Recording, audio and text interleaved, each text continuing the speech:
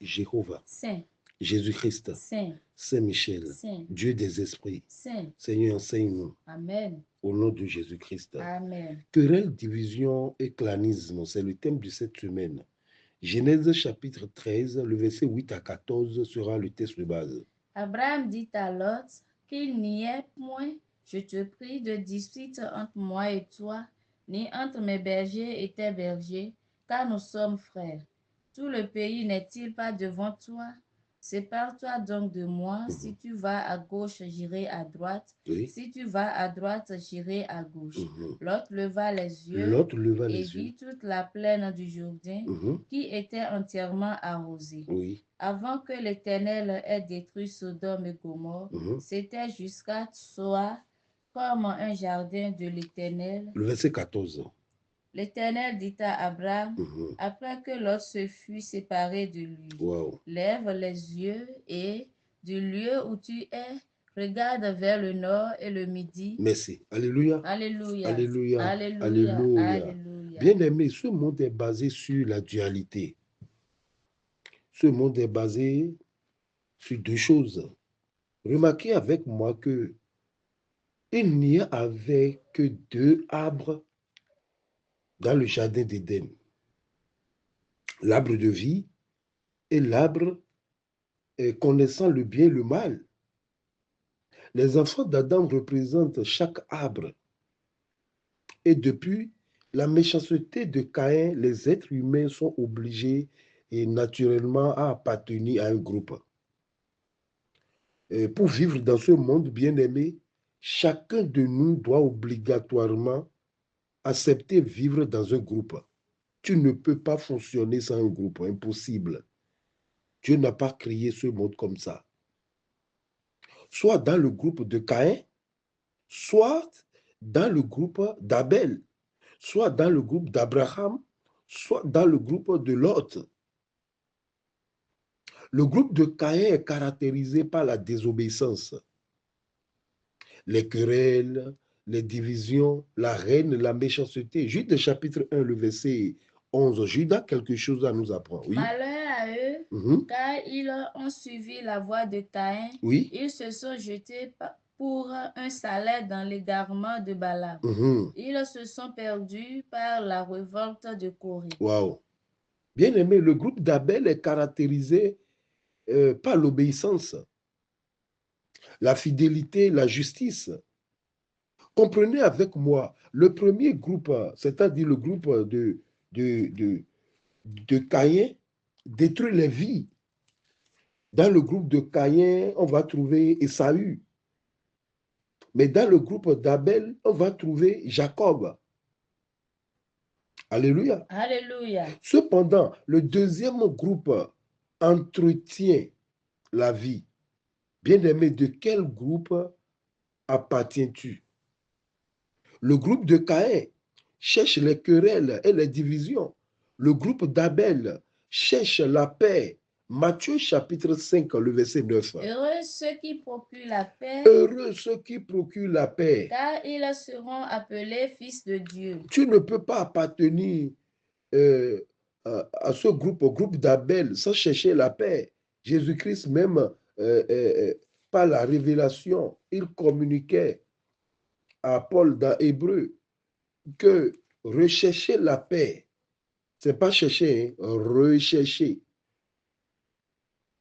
Aujourd'hui, l'Église a besoin de rechercher la paix parce que la paix a déserté le forum.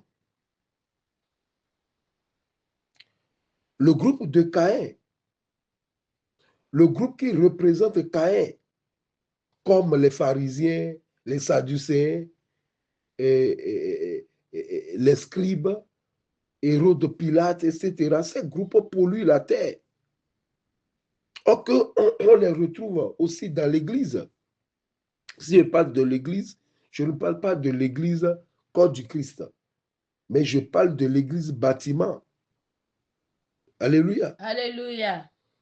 Ces groupes polluent la terre de telle enseigne que le mal gagne le terrain. Le mal gagnait le terrain avant l'arrivée de Jésus-Christ. Lorsqu'on n'avait pas trouvé le groupe d'Abel, il va falloir que Jésus-Christ vienne dans ce monde pour installer son royaume. Ce monde a vraiment besoin de Jésus-Christ, le prince de la paix, on l'appelle. Les voitures ne donnent pas la paix. Le groupe de Caïn ne donne pas la paix. G20, G7, G14, ils vont créer tous les G. Mais Jésus-Christ doit venir. Oui, Jésus-Christ doit venir parce que le groupe d'Abel aussi doit exister. Mais le hic, bien aimé, le hic est que le groupe d'Abel est toujours maltraité dans ce monde. De quel groupe appartiens-tu? On te maltraite? Tu vis des choses dans ton couple? Dans la famille, on te rejette? Oui, c'est ça. Matthieu chapitre 23, le verset 35. Afin que retombe sur vous tout le sang innocent répandu sur la terre, depuis le sang d'Abel le juste jusqu'au sang de Zacharie, fils de Barachi, que vous avez tué entre le temple et l'autel. C'est-à-dire dans l'Ancien Testament, le premier martyr, c'est Abel. Le deuxième, c'est-à-dire le dernier martyr, c'est Zacharie, fils de Barachi. On l'avait tué dans l'église. Alléluia. Alléluia. Parce que les rebelles sont ceux qui incitent les querelles, les divisions. Mais les enfants de Dieu les évitent. Dans le camp de Jésus-Christ, on ne doit rien garder. On ne doit pas faire des coups de poing comme Pierre. On ne doit pas garder canif. C'est l'autre camp, adverse, c'est l'autre camp qui garde les machettes, les lances, et ainsi de suite. Regardez le jardin d'Éden. Je dis, le jardin de Gethsémane. Ils sont venus chercher Jésus-Christ avec des quoi? Avec des goudins, des lances, des épées. Mais le camp de Jésus-Christ doit rester les mains vides. Lorsque Pierre a gardé canif, Jésus l'a dit non, ne fais pas ça. Voilà les deux camps. Soit tu es un opposant, soit tu es un mouvancier. Alléluia. Alléluia. Querelle, division et clanisme. Ces trois phénomènes sont des outils du diable. Car une querelle est une dispute, un désaccord, souvent accompagné des paroles vives. Proverbe chapitre 13, le verset 10. C'est seulement par orgueil qu'on excite des querelles. C'est seulement par orgueil qu'on excite des querelles. Mais la sagesse est avec ceux qui écoutent les conseils. C'est ça. Voilà les fils, les fils d'Abel. Voilà les fils de Jésus-Christ. Mais l'autre camp, c'est seulement par orgueil qu'on excite. Eux sont dans le camp des méchants, le camp du diable, le camp de Caïn. Quelles sont les causes des querelles, bien-aimés? Parlons de ça d'abord. Quelles sont les causes des querelles? Vous savez, les querelles naissent souvent de l'orgueil, de la jalousie, de la rivalité. Les querelles naissent souvent de l'incompréhension, du manque de pardon. Les querelles naissent surtout du manque de la communication directe. Dans les familles, on ne communique plus. La femme et l'homme et sa femme ne communiquent plus. Chacun est connecté à son portable. On ne communique plus. Les enfants ne communiquent, on fait les mains des fois. Non. Ce sont les causes des querelles. Genèse 13, le verset 7. Il y eut querelle entre les bergers des troupeaux d'Abraham et les bergers des troupeaux de Lot. Les Cananéens et les Phérésiens habitaient alors dans le pays. Ils vivaient au milieu des païens. Mais Lot ne communique plus avec son oncle. Lot communique seulement avec sa femme. Mais il y a manque de communication entre les deux. Il y a querelle entre les bergers parce que les patrons ne communiquent plus. Dans les églises, les devanciers ne communiquent plus. Il n'y a plus de comité. L'église vit comme ça. On ne dispute plus. Chacun disputera avec sa femme à la maison, avec ses enfants. Et on tranche les affaires à la maison. On vient à l'église, bienvenue les querelles. Les parents parlent mal des devanciers devant leurs enfants, dans les oreilles de leurs enfants à la maison. Quand les enfants viennent à l'église et ne saluent plus les devanciers parce que les enfants sont toujours directs. C'est les grands qui font des hypocrisies. Les bergers d'Abraham et ceux de Lot se disputaient à cause des pâturages. C'est ça. Pour éviter le conflit, Abraham propose de séparer pacifiquement. Donc les querelles sont souvent liées aux biens matériels, bien aimés. C'est ça. Lorsque le mari de l'autre, lui, est président, l'autre est trésorier, et c'est eux seuls qui conduisent des voitures, qui amènent des voitures à l'église, pendant que la femme du secrétaire marche et il vient à pied à l'église. La femme doit dire à son mari à la maison que toi, il bouffe les choses, toi, tu es là seulement comme un maboule. Voilà. L'argent que vous avez distribué, où est ça maintenant, bien-aimé? C'est souvent lié au bien matériel, bien-aimé. Le manque, c'est-à-dire l'impatience, souvent cause les querelles. Le manque, quand vous avez, l'autre n'a pas. Et c'est seulement vous qui distribuez, qui joue, c'est seulement vous qui dansez à l'église, qui amène des offrandes. Mais l'autre est là depuis longtemps. Il n'a même pas payé bougie pour faire action de grâce. Vous ne pouvez pas discuter avec lui. Lui marche toujours, il vient à l'église en marchant. Mais vous, vous conduisez, vous changez des voitures. C'est quoi? Vous êtes en train de construire une querelle. Vous êtes en train d'ériger des querelles, des divisions. Parlez avec lui. Qu'est-ce que tu fais? Qu'est-ce que tu as appris? Et si on fait ça? Et si on fait? Discutez. Raoul Folero a dit, nul n'a le droit d'être heureux seul. Nul n'a le droit d'être heureux seul. Alléluia. Alléluia. C'est ça. Les Israélites se disputent avec Moïse parce qu'ils n'ont pas d'eau dans le désert. Regardez bien, vous avez l'eau, vous avez des frigos, vous avez des congélateurs, mais l'autre dort surtout à chaud. Parler, discuter, discuter. Ils ont manqué d'eau, ils ont commencé par disputer. Oui. Exode 17, le verset 2. Alors le peuple chercha querelle à Moïse. Mhm. Ils dirent, donne-nous de l'eau à boire. C'est ça. Ils vont vous chercher querelle. Il y aura toujours querelle d'aller lorsque vous êtes debout en train de faire la gare, en jetant des billets en l'air. Or que dans le même temple, il y a quelqu'un là qui ne sait pas ce que ses enfants vont manger à la maison. Et vous vous distribuez, vous dansez, vous ricanez. Vous ricanez. Le problème de Moïse a commencé lorsque le peuple a manqué d'eau. Eux, eux ne savent pas concentrer sur Dieu. Eux voient Moïse. Qu'est-ce que tu veux? C'est le chargé qu'on connaît. Eux n'ont pas vu Jésus-Christ. Et ils ont vu dernièrement, vous avez fait le point, que l'Église a trouvé 3 millions. Eux ne veulent pas savoir comment vous voulez et comment vous êtes en train d'œuvrer. Mais 3 millions, ils bouffent notre argent. Et regarde sa femme. Sa femme chante des habits. Oui. Une querelle est un conflit verbal ou un conflit relationnel, bien-aimé.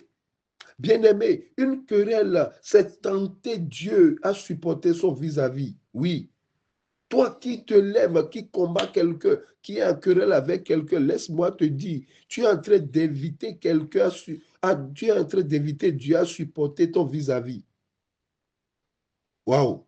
Regardez, lorsque Lot a commencé par faire truc là, à Abraham, à quereller, à monter ses bergers contre les bergers d'Abraham, qu'est-ce qui s'est passé? Il a invité qui? Il a invité Dieu à revenir parler avec Abraham parce que l'autre était une pollution.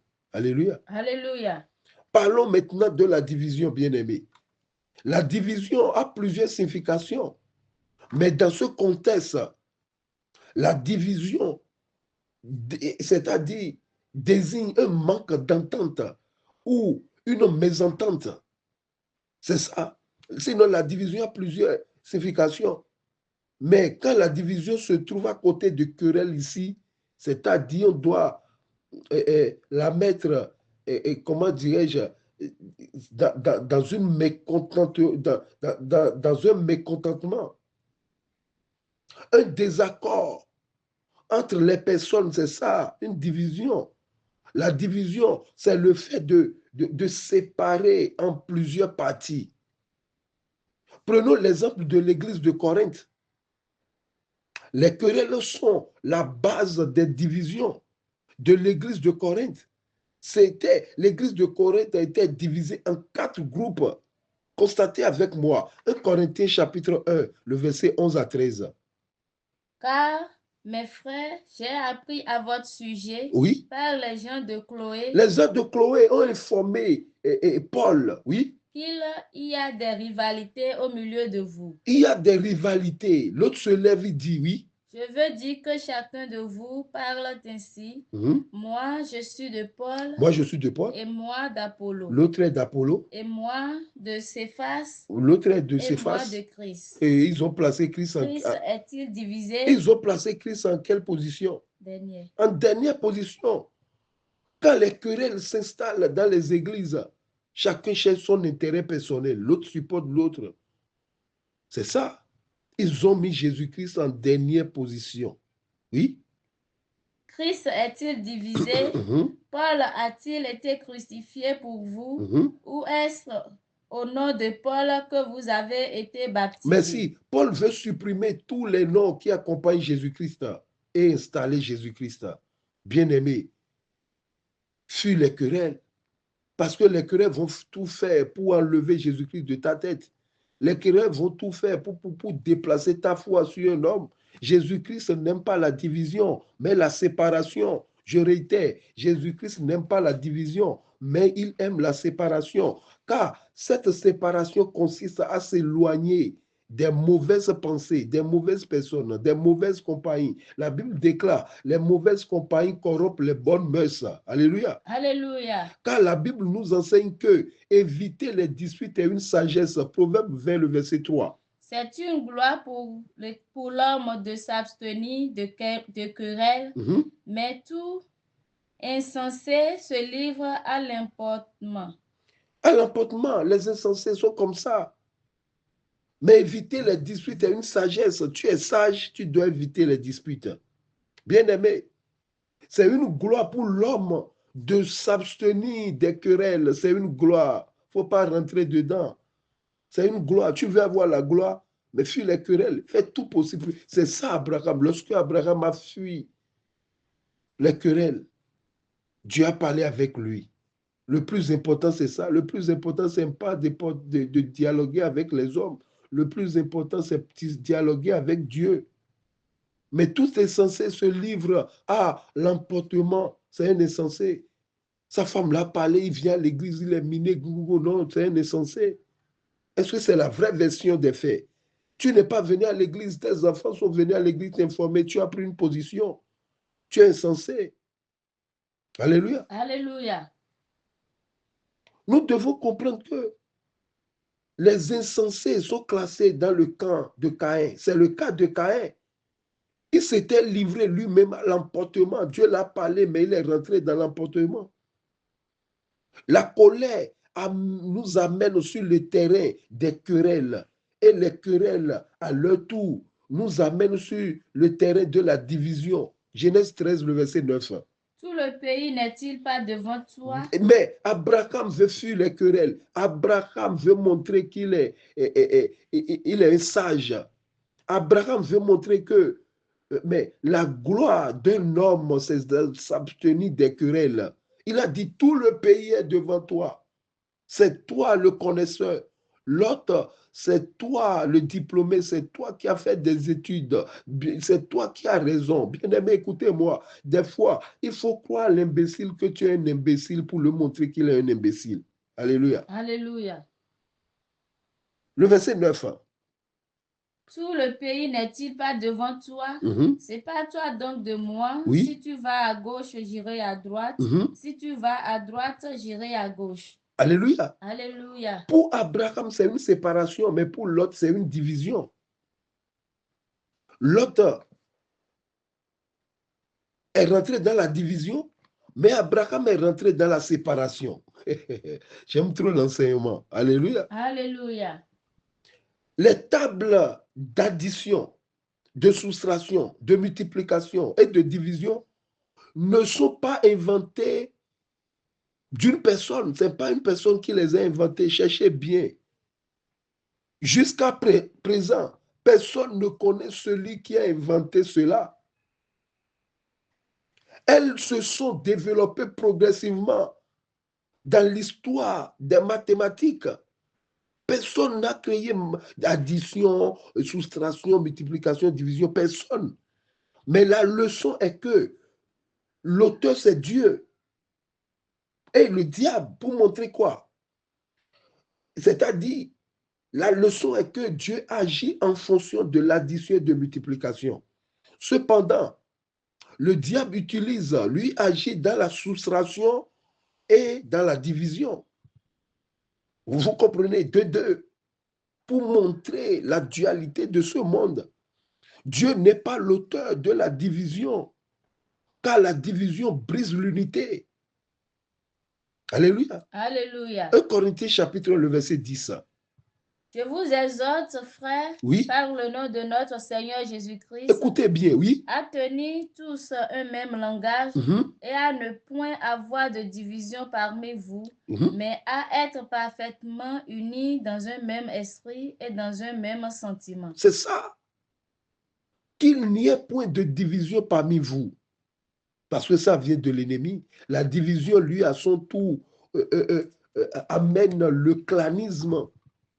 Qu'est-ce que le clanisme? Rentrons un peu dans le clanisme. Bien aimé, le clanisme, c'est quand une personne aide ou privilégie, voilà. Lorsqu'une personne aide seulement les siens ou privilégie surtout les siens, c'est-à-dire le favoritisme vient du clanisme. Même si ce n'est pas juste, même s'ils n'ont pas le diplôme, même s'ils n'ont pas le potentiel, on leur donne le poste, c'est ça le clanisme. Même s'ils n'ont pas mérité, on leur donne le poste. C'est là on dit l'église des Porte-Noviens, l'église des Adjan laissez à Goudji. Tu vas où? Je vais à l'église des Adjan. Non, c'est le clanisme. Viens dans notre église. Non, c'est le clanisme. Ce n'est pas ton église. C'est un abus de langage, ce n'est pas ton église. C'est l'église de Jésus-Christ. Viens, on va aller dans l'église des Porte-Noviens. Ça veut dire quoi? Là-bas, les Porte-Noviens sont les plus privilégiés.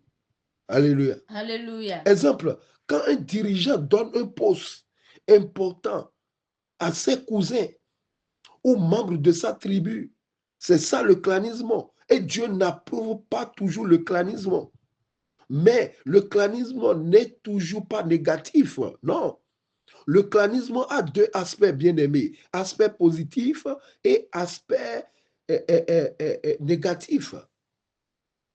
Prenons l'aspect positif du clanisme. Le clanisme est une bonne chose parce qu'il y a la solidarité. Alléluia. Alléluia. La solidarité forte entre les membres. Regardons Genèse chapitre 14, le verset 12 à 14. Il enlevait aussi avec ses biens Lot. Les ennemis sont venus et ont pris Lot avec ses biens à Sodome et Gomorrhe, oui. Fils du frère d'Abraham, oui, qui demeurait à Sodome et il s'en allait.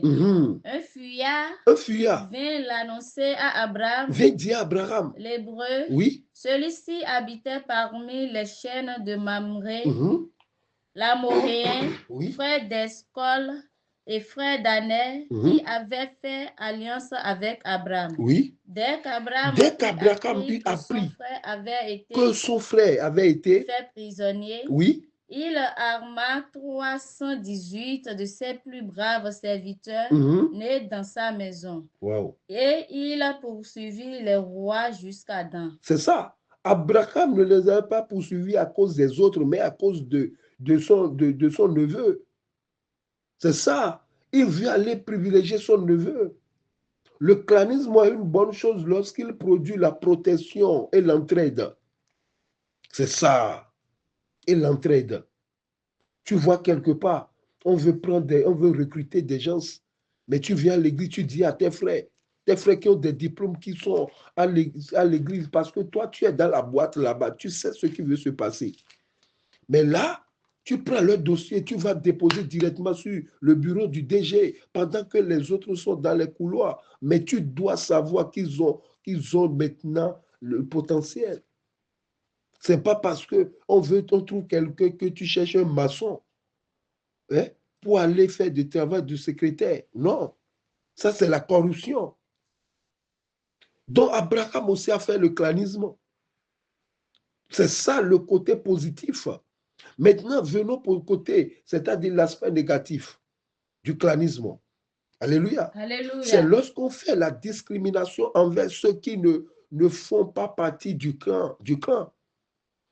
C'est-à-dire, il n'est pas parmi nous, il n'est pas de notre village, donc on ne peut pas le nommer chargé, il ne peut pas devenir secrétaire ni trésorier. Le clanisme est une mauvaise chose lorsqu'il fait asseoir la corruption ou le favoritisme. Le clanisme, au fait, bien aimé, c'est l'esprit de parti. C'est quand un groupe se forme autour d'une personne, d'un leader, d'une famille, d'un intérêt personnel. 1 Corinthiens chapitre 3, le verset 4. Vous savez, quand l'un dit, moi je suis de Paul, quand l'autre dit, je suis d'Apollos, c'est ça. Paul disait, n'êtes pas vous, ou bien n'êtes-vous pas Chanel. C'est ça on appelle le clanisme. Bien-aimé, querelle, division et clanisme. Le clanisme est une division organisée. Quand on voit une division bien organisée, c'est ça, on parle de clanisme. C'est ça. Et parmi les causes profondes du clanisme, bien-aimé, il y a l'orgueil. L'orgueil est l'une des causes du clanisme parce que l'orgueilleux refuse d'avoir tort. Le clanisme nourrit la rivalité. Quand on refuse d'avoir tort, c'est là le clanisme naît. Alléluia. Alléluia. Deuxième cause du clanisme, c'est l'insécurité. Certaines personnes créent des clans pour se sentir protégés parce que ce qui se passe dans l'église, ils ne comprennent plus. Donc, ils vont se concerter et créer un groupe de prière. C'est fini comme ça. Groupe de prière et le feu de l'Éternel. Groupe de prière, l'âge de David. Groupe de prière, lance-pied, javelot de David, casque de David. Waouh! Groupe de prière, Goma.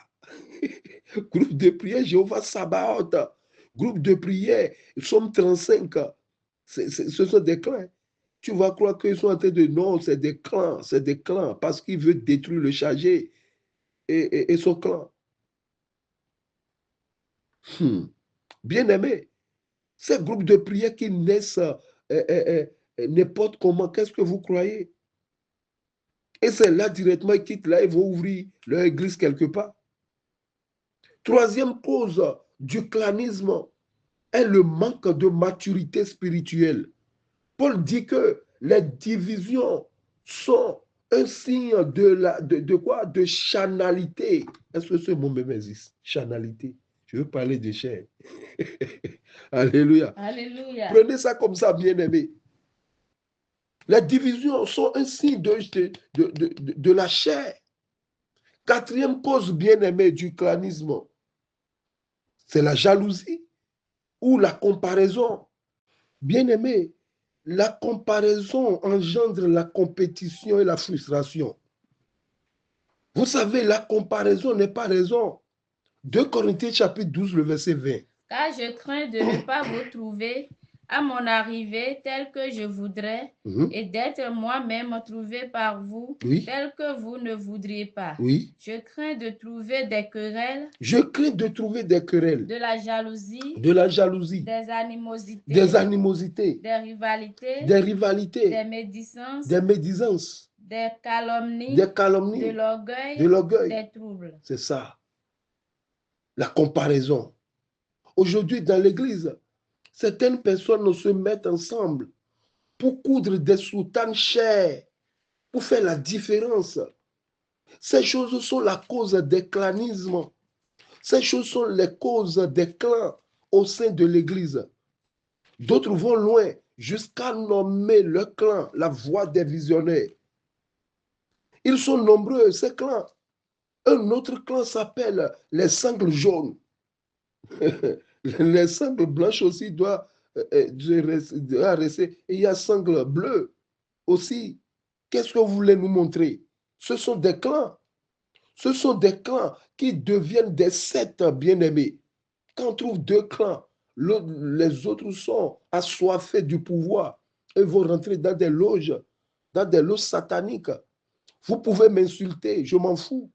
Vous pouvez m'insulter, ce n'est pas grave, insultez-moi. Mais laissez-moi vous dire, tout rassemblement d'hommes ou groupes qui ne prêchent pas la parole de Dieu est un ONG. Vous formez des ONG. D'où sortez-vous avec ces associations? Qu'est-ce que ces associations sont-elles déjà? Je ne comprends pas. Je repose la question. Est-ce que ces associations sont-elles déjà dans cette église avant votre arrivée? Ou vous êtes les concepteurs? Répentez-vous, bien-aimés. Répentez-vous, car ce zèle est un zèle amer. Jacques 3, le verset 14 à 16. Mais si vous avez dans votre cœur un zèle amer Si et un vous avez esprit de dans votre dispute, cœur, avant de créer ce groupe de prière, et c'est un zèle amer et de dispute, ne vous glorifiez pas et ne mentez pas contre la vérité. ne vous glorifiez pas, vous n'êtes pas dans la vérité. Oui, Cette sagesse n'est point celle qui vient d'en haut, cette sagesse de créer des groupes, sangles jaunes ou sangles bleues, ainsi de suite, de créer des groupes soutane gros plis, ce n'est pas une sagesse venant de Dieu, oui. mais elle est terrestre, charnelle, Mais votre sagesse-là est terrestre. Non seulement terrestre, c'est charnel, diabolique. diabolique, parce que vous trouvez de l'argent plus que les autres, vous voulez faire des divins pour pouvoir leur marquer le coup. Oui, Car là où il y a un zèle amer et un esprit de dispute, oui. il y a du désordre, de toutes sortes de mauvaises actions. Bien-aimé, écoutez-moi, je ne viens pas à pas sur ce verset.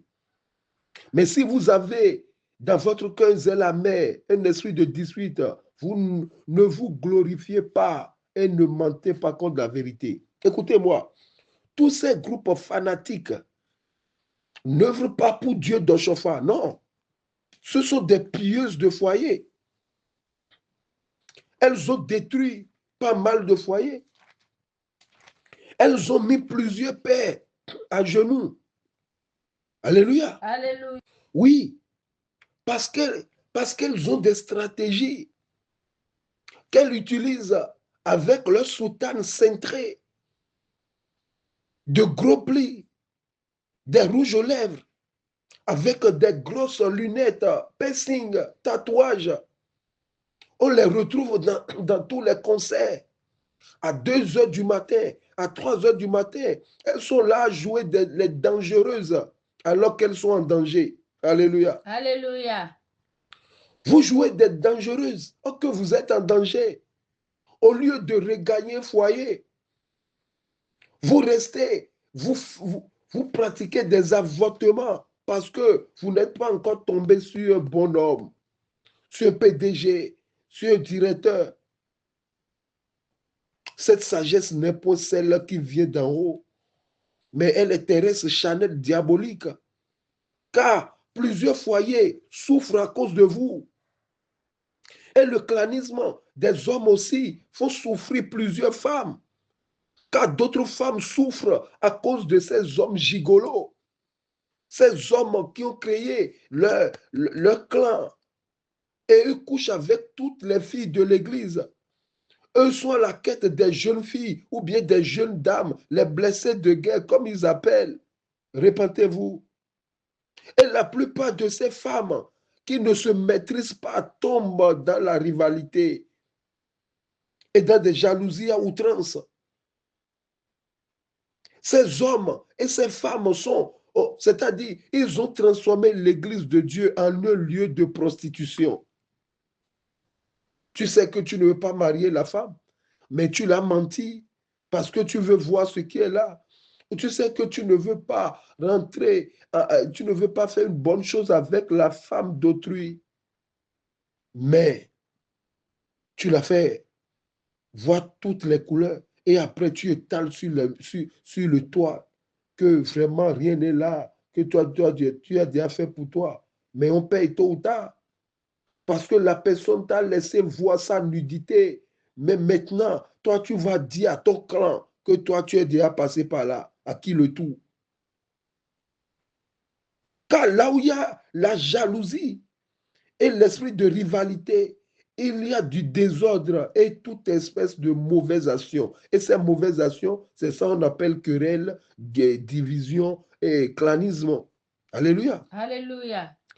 Bien-aimé, et lorsqu'on trouve ces trois choses dans une congrégation, dans une famille, dans un groupe, lorsqu'on trouve ces trois choses mènent l'affaiblissement du groupe. Plusieurs églises sont affaiblies aujourd'hui à cause de ces choses. Lot est devenu faible lorsqu'il a quitté Abraham. Il a vu l'argent, il a vu, comment dire, la plaine, il a vu que ça ressemble au jardin de Dieu. Depuis quand Sodome et Gomorrhe vont ressembler au jardin de Dieu maintenant? Non, Dieu ne vit pas dans le luxe, Dieu est luxe. Cependant, Abraham est devenu fort parce que Lot a pratiqué la division, Abraham a préparé la séparation. Il y a la division, il y a une différence entre la division et la séparation.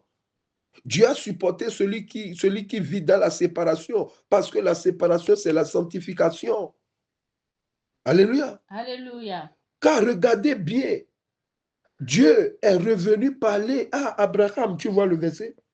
Dans Genèse chapitre 13, là. Dieu est revenu parler à Abraham. Mais l'autre, Dieu ne parle pas à l'autre. Parce que Dieu a choisi la séparation. Il a dit quittez milieu d'eux. Il a dit séparez-vous. Dieu a commencé la séparation depuis le premier jour de la création. Depuis le premier jour, Dieu vit que la lumière était bonne. Et Dieu sépara. Dieu appelle la lumière jour. Waouh! Alléluia! Alléluia. Mais la famine, Dieu ne parle plus avec l'autre, Dieu parle maintenant avec Abraham. Mais la famine n'était plus au complet. Mais l'autre est en danger. N'oubliez pas, Jésus-Christ nous avait averti, Matthieu 12, le verset 25. Comme Jésus connaissait leurs pensées, Oui. il leur dit, Mhm. tout royaume divisé contre lui-même est dévasté, Oui, et toute ville ou oui. maison divisée contre elle-même ne peut subsister. C'est ça. Maman, ne parle pas mal de ton mari à tes enfants. Ne parle pas, papa, ne parle pas mal de ta femme autour de toi, non. Elle a des défauts, certes. Elle a aussi des qualités. Parle des qualités et tu ne verras plus maintenant les défauts. Mais si tu parles des défauts, tu ne verras plus des qualités. Une maison divisée ne tient pas. Une maison divisée ne tient pas. Une église divisée ne tient pas. C'est-à-dire une famille divisée ne tient pas. Quand on trouve ces trois choses dans une église, l'église perd sa crédibilité. Un groupe divisé perd son témoignage. Quand on trouve ces trois choses dans une église, automatiquement on constate le blocage spirituel parce que les querelles étouffent la croissance, la division étouffe la croissance, le clanisme étouffe la croissance. Alléluia. Alléluia. Maintenant, bien-aimé, j'aimerais terminer, mais je dois parler de comment vaincre les divisions, comment vaincre les querelles, les divisions et le clanisme. Premièrement, c'est revenir à l'humilité. L'humilité désamorce les conflits, bien-aimés. Abraham a été humble et il a désamorcé. Il a dit, regarde, tout le pays est devant toi choisi. En temps normal, c'est Abraham qui devait choisir avant l'autre. Mais qu'est-ce qu'il a fait? Il a utilisé l'humilité pour désamorcer l'autre essai. et c'est sur baptême. C'est ça. Pratiquer l'humilité parce que l'humilité désamorce les conflits. L'humilité désamorce les querelles. Quelqu'un qui est à couteau tiré avec toi, si tu veux parler avec lui, ne dis pas tu, mais dis vous. Bonjour, comment vous allez? Comment? Il faut le vous voyez. Tu vas le désamorcer. Quelqu'un qui est dans ses forces, dans ses états, vous voyez-le. Philippiens 2, le verset 3. Ne faites rien par esprit de parti ou Oui. par vaine gloire, mais que l'humilité vous Que fasse l'humilité vous fasse regarder regarder les autres comme étant au-dessus au-dessus de de vous-même. vous-même. C'est ça. Que l'humilité vous fasse. Il n'est pas au-dessus de toi, hein, mais que l'humilité vous fasse regarder les autres comme étant au-dessus de vous-même. Ne parle pas mal de catholiques. Ceux de catholiques ne veulent pas accepter. Ne parle pas mal des évangéliques. Qui t'a dit que c'est pour toi qui est bon? Ne fais rien comme avec un esprit de parti. L'esprit de parti, c'est ça, et querelle. C'est ça, la division. C'est ça, clanisme. C'est l'esprit de parti. Ne fais rien. Qui t'a dit que tu es meilleur prédicateur plus que les autres? Qui t'a dit que tu es meilleur visionnaire plus que les autres? Ne fais rien avec un esprit de parti. Non. C'est une grâce. Tu sais chanter, c'est une grâce. Il ne faut pas rentrer dans la comparaison. La comparaison n'est pas raison. Deuxième astuce pour vaincre les querelles, les divisions et le clanisme, restaurer la communication. Si tu vois quelqu'un qui ne parle pas avec toi, fais tout possible, va parler avec lui. Même s'il te mine, il te fait quoi? Va parler parce que la lumière jaillit de la discussion. Je peux discuter, communiquer. Regardez Matthieu 18, verset 15. Jésus dit, va, si ton frère a quelque chose contre toi, va et reprends-le entre toi et lui seul. C'est une astuce bien-aimée. J'aimerais conclure. Bien-aimé, une communauté forte n'est pas celle qui n'a jamais connu des conflits, non. Mais c'est celle qui sait pardonner, dialoguer, qui sait s'humilier, protéger l'unité. N'oubliez pas, bien-aimé, l'ennemi cherche à diviser. Cependant, Dieu cherche à unir. Choisis ton camp. Soyez bénis. Au nom de Jésus-Christ, Jéhovah, Jésus-Christ, Saint-Michel, Dieu Tout-Puissant, nous voulons rester dans ton camp, Seigneur. Nous ne voulons pas œuvrer pour l'ennemi. Nous voulons nous aligner derrière Jésus-Christ, Seigneur. Oh, que l'unité dans la diversité soit notre partage. Au nom de notre Seigneur Jésus-Christ. Amen, amen, amen, au nom de notre Seigneur Jésus-Christ. Amen.